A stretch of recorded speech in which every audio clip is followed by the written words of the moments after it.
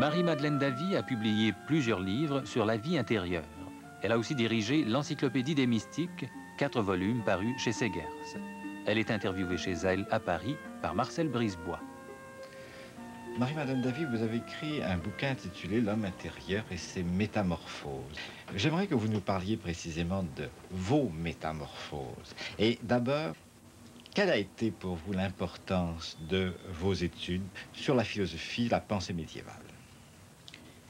Eh bien, j'ai aimé le Moyen-Âge grâce à Gilson. J'ai été l'élève d'Étienne Gilson et il m'a beaucoup marqué. Il m'a fait aimer une époque qu'auparavant je ne connaissais pas, parce que vous savez que dans les lycées, on étudie très peu le Moyen-Âge. Et qu'est-ce que j'ai aimé dans le Moyen-Âge? J'ai aimé la foi, l'importance de la foi, et la vie monastique, c'est-à-dire les cisterciens, les chartreux.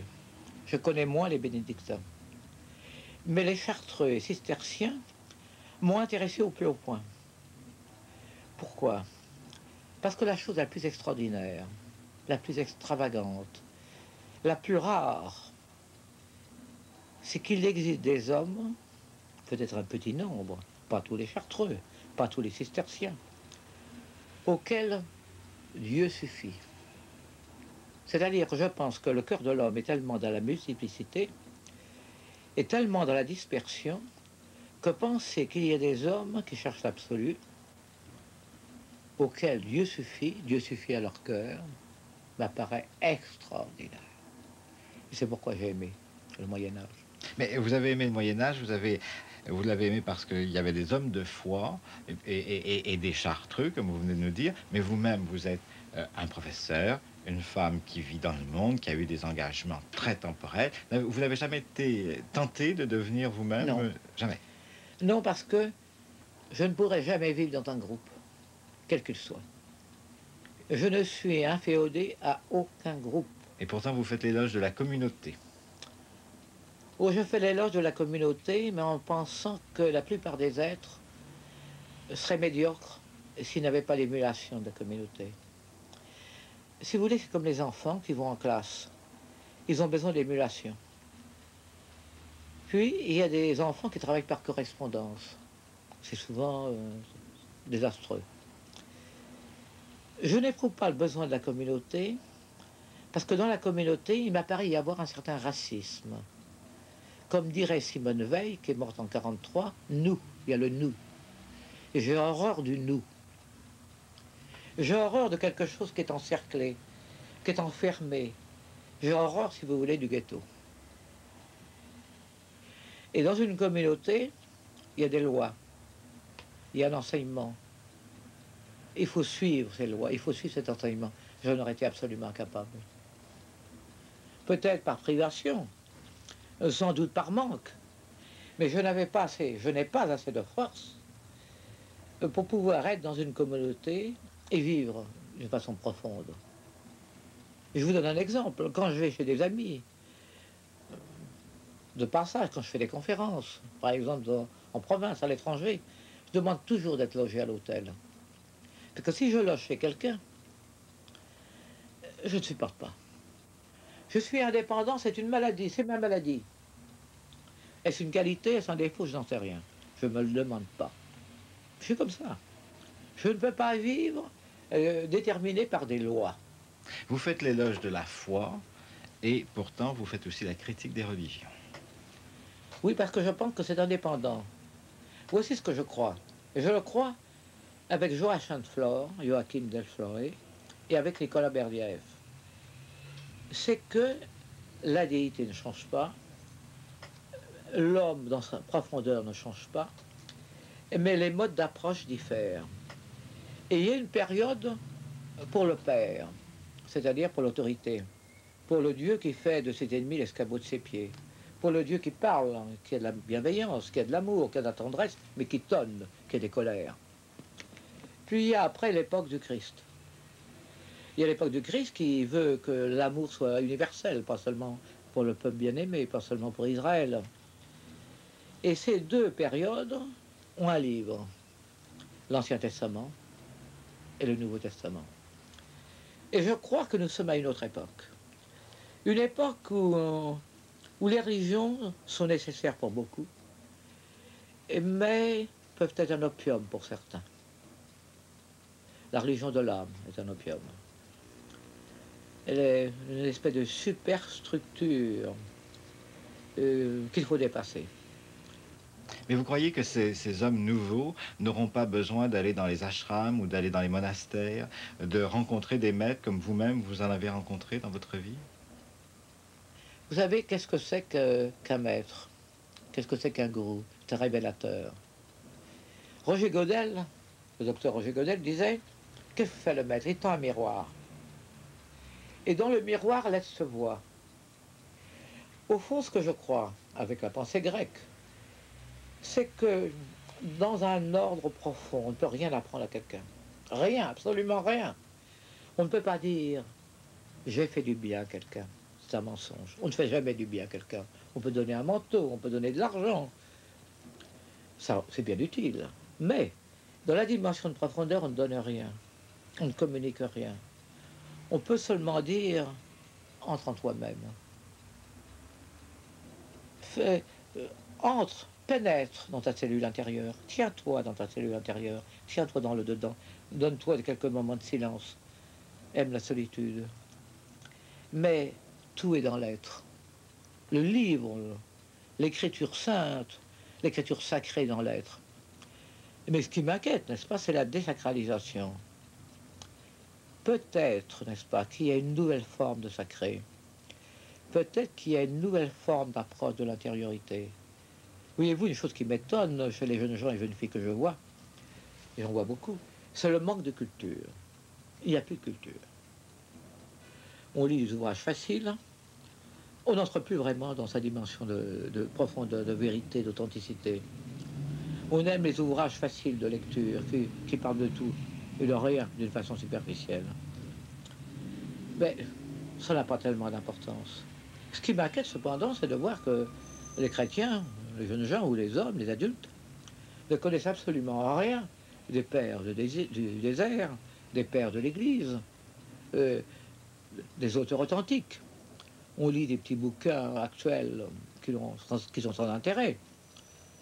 Et cependant, j'oserais dire que je ne sais pas si l'homme moderne, le jeune homme, la jeune fille de 20 ans, de 25 ans, 30 ans, peut revenir aux sources chrétiennes à cause du langage. C'est trop loin? C'est ésotérique? C'est-à-dire que le langage des pères, des apologistes, des Cappadociens, des pères du désert, les phrases les plus importantes, les plus profondes, les plus aiguës sont enveloppées. Et actuellement, on est pressé, et actuellement, on n'a pas le temps. On ne peut plus défricher, il faut voir tout de suite. On est rapide. Et même l'intelligence, le mode d'intelligence est rapide. Il y a beaucoup de jeunes gens et de jeunes filles qui partent pour l'Inde, je le sais. Parce qu'ils n'ont pas trouvé ici, peut-être, dans le christianisme, des prêtres qui répondent à leur attente. Il y a un besoin de voyage, un besoin d'exotisme. Ça passera. Mais vous-même, vous êtes allé en Inde, Oui. à plusieurs reprises. Plusieurs reprises. Qu'est-ce que ça vous a apporté, justement, dans votre évolution? Que représente cette étape pour vous du contact de l'Inde? Eh bien, ma première réaction a été une réaction très humaine, je dirais très féminine. Je n'ai pas supporté de voir la pauvreté, je n'ai pas supporté de voir la misère. Je n'ai pas supporté le bien-être relatif européen par rapport à cela. J'ai vu trop d'enfants malades. Et puis après, ma seconde réaction était celle-ci, et beaucoup plus importante. C'est qu'en Inde, on est soi-même. Vous êtes dans la rue, par exemple à Bénarès, vous voyez quelqu'un qui marche devant vous, un sadhu, ou un autre, peu importe. Il marche, tout d'un coup il s'arrête. Il est debout ou il est assis en lotus. Il se tient les mains comme cela. Il ferme les yeux. Vous passerez 2 heures après, 3 heures après, 4 heures après, 5 heures après. Il est encore là. Il se concentre. Ou il prie, ou il fait le vide. Peu importe les gens qui passent. Même les Européens qui passent auront la délicatesse de ne pas le regarder. On est soi-même. Supposez que place de la Concorde, au Châtelet, dans ma rue, supposez que quelqu'un marche et se tienne comme cela. Il reste longtemps. Il y aura les bateaux qui vont l'entourer. On ira chercher la police. On dira, mais c'est un fou, c'est un fou. Alors ce qui m'a frappé, c'est le fait d'être soi-même, de pouvoir se concentrer, chercher le vide, s'adonner à la prière. Et cela d'une façon absolument naturelle, comme quelqu'un regarderait à Paris une vitrine.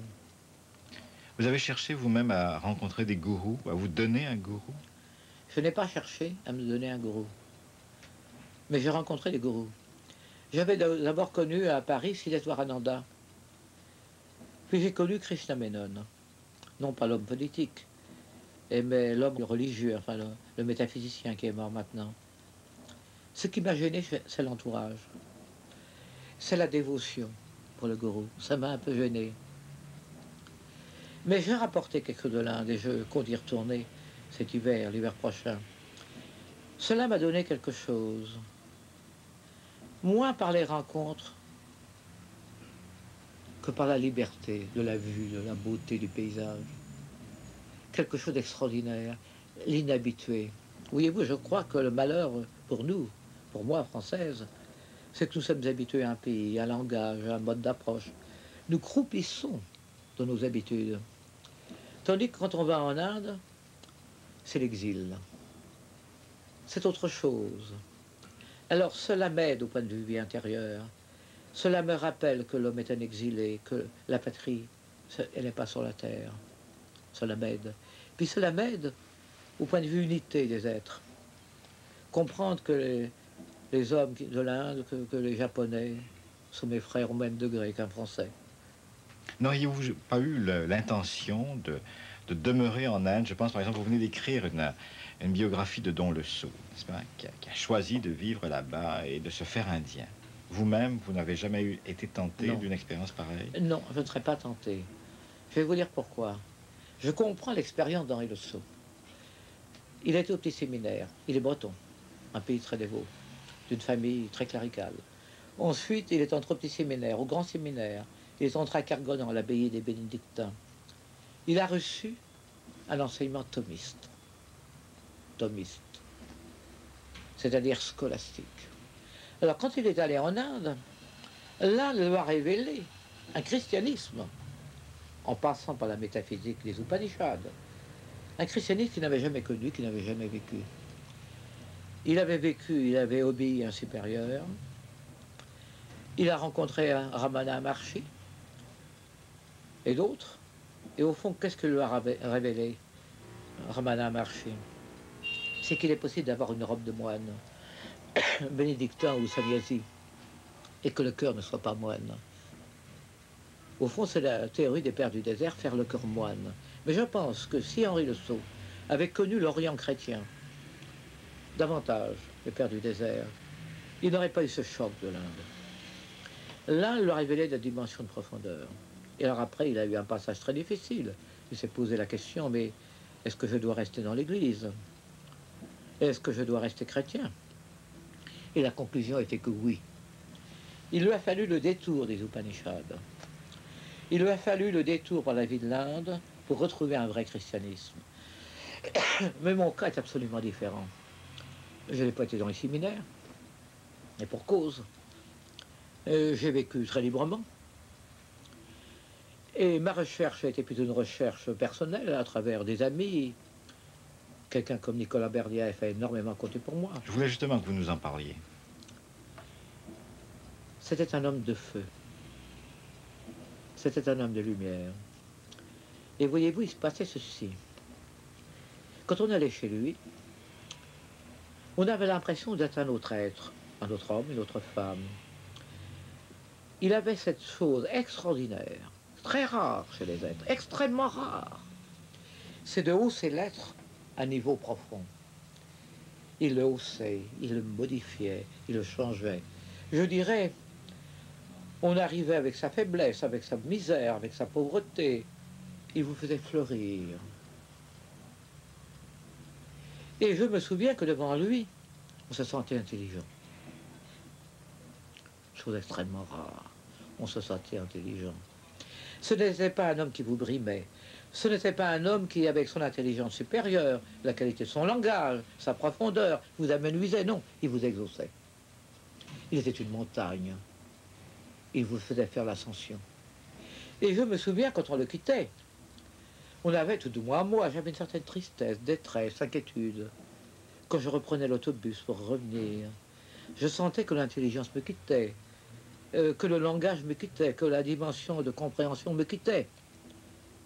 C'était comme une brise. Vous savez dont parle la Bible, la brise dans laquelle Dieu se tient. C'était comme un buisson ardent qui brûle sans se consumer. Il vous communiquait le feu, il vous communiquait l'air. C'était un homme qui pouvait souffrir. Je me souviens qu'il disait quelquefois, « Et si je m'étais trompé ?» Et c'est tout ce que j'ai écrit, pensé, vécu, si je m'étais trompé, ma vie n'aurait aucun sens. Et vous êtes arrivé à vous-même de vous poser une question pareille? Oh, je me la pose souvent. Je me la pose parfois. Je me la pose quand je vois certains athées. J'ai des amis athées. Certains ont une très grande dimension de profondeur. Certains. Je la reconnais. Je me sens à l'aise avec eux. Et cependant, nous n'avons pas la même spécificité. Nous n'avons pas la même recherche. Nous n'avons pas le même langage. Et quelquefois, je rencontre des dévots, des catholiques dévots. Et je les sens si étrangers que j'en souffre. C'est comme si je ne savais pas leur langue, comme si on me parlait chinois, comme si on me parlait japonais. Et j'en souffre. Parce que je me dis, voilà des chrétiens, et moi je suis chrétienne, et je n'ai pas de rapport, et je n'ai pas de contact. Et j'en souffre. Mais je suis fidèle, enfin je tente d'être fidèle, au sens de Kierkegaard. On n'est jamais chrétien. On tend à devenir chrétien. Mais qu'est-ce que ça veut dire, n'est-ce pas? Si ce n'est pas embraser le monde, et ne pas donner d'étiquette, et ne pas donner de couleur, et ne pas donner de parfum, et ne pas donner d'odeur.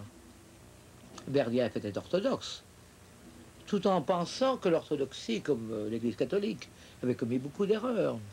Car au fond, ce qui me gêne, c'est que, comme les partis politiques, quels qu'ils soient, les églises ont du sang sur les mains, les chrétiens ont du sang sur les mains. Comme les autres, comme les autres, comme les autres. Tous les hommes, Tous les finalement. hommes. Tous les hommes. Et il faut accepter de vivre avec du sang sur les mains. Oui.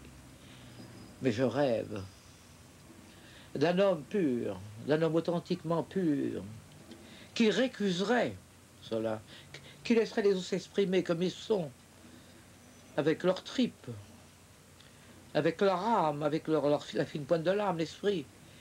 La liberté de s'exprimer comme on est, mais qu'on ne fasse pas de mal. Qu'on n'éteigne pas la mèche qui fume encore. Nous avons parlé de Berdyaev, mais il y a eu aussi Gabriel Marcel qui a beaucoup compté dans votre vie. Je l'ai beaucoup aimé. Et je dirais même que je l'ai aimé avec tendresse. Je l'ai aimé énormément. Nous habitions tout près l'un de l'autre. On se voyait souvent. On se disputait jamais. Mais il y avait des questions dont il ne fallait pas parler. Car il se serait emporté, lui et moi. Par exemple, on ne parlait pas de politique. Jamais de politique. Mais jamais.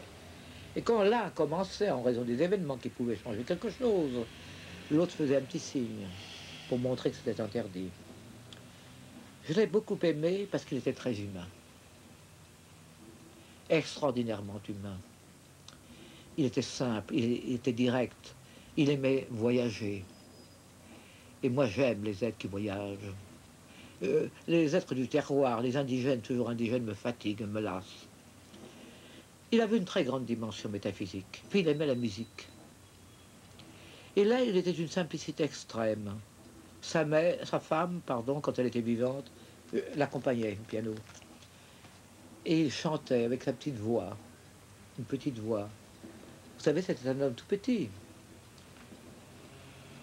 Et quand il était très ému, quand il était touché par ce qu'on disait, il avait un balancement du pied. Son pied se trémoussait. Et à ce moment-là, il fermait les yeux. Alors on aurait pu dire, il dort, il ne m'écoute pas, il ne s'intéresse pas à ce que je dis. le pied se trémoussait. Et on voyait qu'il était là, qu'il était vivant, qu'il était présent. Puis ce que j'aimais, c'était sa simplicité. Je dirais même son humilité. Quand il est tombé malade, quand il était à l'hôpital, il n'a pas dit qui il était. Il aurait pu le dire. Il aurait pu dire, moi je suis le philosophe. Le Gabriel Marcel, que certains connaissent, qu'on connaît même mondialement. Il n'a rien dit. Il a fallu que l'aumônier passe et le reconnaisse, et le fasse changer, le mette dans une chambre seule.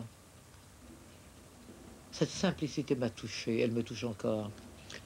Parce que moi je crois à la vie après la mort. J'y crois profondément. Je voulais justement parler de cette chose-là. À la page 66 de votre ouvrage, un itinéraire à la découverte de l'intériorité, nous avons parlé durant cette interview de votre itinéraire, vous dites une phrase qui me semble marquer une espèce de renversement. Vous dites ceci: nous le savons, l'important pour mourir à soi-même est de passer du personnel à l'impersonnel. Est-ce que je me trompe en pensant qu'il y a là un renversement dans votre vie? Non, vous avez absolument raison. L'approche de la mort, la proximité de la mort quand j'étais à l'hôpital cantonal de Genève, m'a fait comprendre qu'il y a quelque chose qui ne meurt pas, je le savais avant, mais m'a fait comprendre que l'être humain, la forme humaine, n'était que comme un écran. Un écran beau ou laid, pas tellement l'important, mais un écran. Et que le bijou, le diamant, était au-dedans. Et que ce bijou, ce diamant, c'était la lumière divine. Et que l'importance, c'était que l'écran disparaisse. Si vous voulez, dans la conférence, dans le rapport avec autrui, dans le voyage, quel qu'il soit, au dehors ou dedans, l'important, c'est de laisser passer. Il faut que l'écran s'ouvre. Il faut que l'écran disparaisse. Ce sont comme des rideaux qui doivent s'étirer. Je pense que l'homme voile le diamant. Le royaume, c'est la perle rare. Le royaume est au-dedans. La beauté de la fille du roi est au-dedans. Et le texte biblique. Et ça, il faut constamment le rappeler. Alors, il faut tirer les voiles. Il faut ôter, sauter soi-même, parce que nous, à l'égard de l'autre, nous sommes opaques. Nous jetons de l'opacité. Alors, l'important, c'est qu'il faudrait tellement aimer la vie intérieure, ou la vie tout court, pourquoi dire intérieure? C'est une surcharge, qu'on laisse passer la vie. Mais ce n'est pas nous qui laissons passer la vie. Ce n'est pas nous qui sommes la vie. Je crois qu'il y a dans l'homme un élément qui ne meurt pas, un élément divin, dont je ne sais pas le nom, dont je ne cherche pas le nom, qui est vivant et qui ne meurt pas à la mort, qui ne meurt pas, qui ne disparaît pas.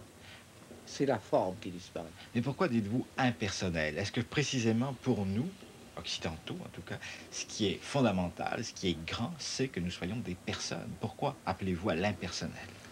J'appelle à l'impersonnel parce que je pense qu'en Occident, nous avons une inflation du moi terrible, terrible, liée à l'importance donnée à l'individu.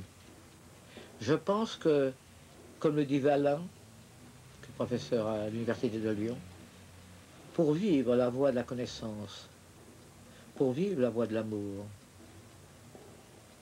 il faut laisser ce quelque chose qui n'a pas de nom s'exprimer. Alors, l'écran, je le jette.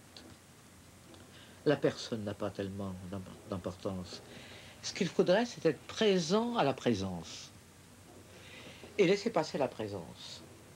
Être présent à la présence, qui n'a pas de nom. Que je peux appeler déité, que je peux appeler Dieu, auquel je ne peux donner aucun nom. Et alors c'est la présence qui passe.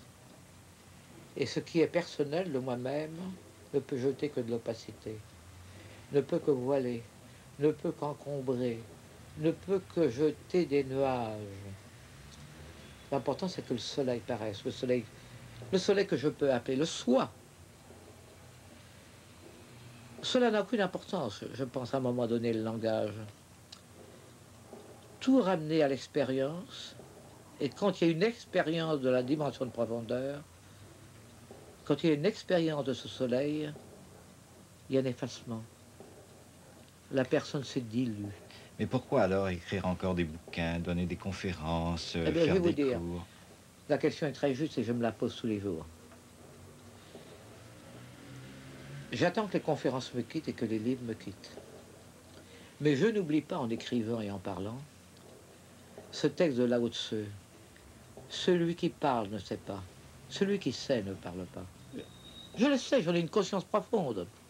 Mais vous savez, Rainer Maria Rilke disait dans ses conseils à un jeune poète, « N'écris que si tu ne peux pas ne pas écrire. » Et si je n'écrivais pas, je tournerais à vide.